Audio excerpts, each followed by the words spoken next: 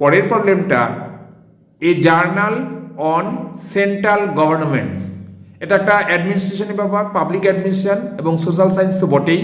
তাহলে সেই অনুযায়ী আমরা আগের প্রবলেমের মতোই 300 social sciences, 350 public administrations, 351 central governments.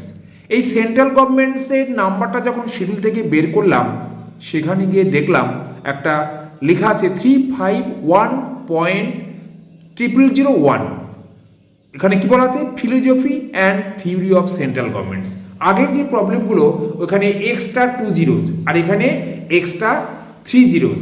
এই এক্সট্রা 3 জিরোস দিয়ে নাম্বারগুলো কীভাবে তৈরি করবো সেটা তোমাদের দেখাচ্ছে এখন। তাহলে তার আন্ডারে তাহলে 351 ওখানে যখনই আমরা টেবিল 1 ব্যবহার করব তখনই আমাকে তার আগে আর যে একটা শূন্য দেওয়া আছে তার সঙ্গে আরও এক্সট্রা 2টো শূন্য বসাতে হবে। তাহলে আমরা জার্নালের নাম্বার আমরা কত পেলাম?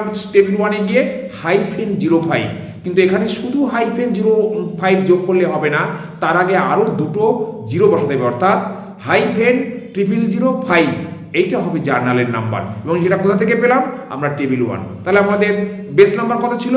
351। তাহলে সিম্পলিফাই করব 351 প্লাস -005 টেবিল 1 ইকুয়াল টু দিয়ে 351.005।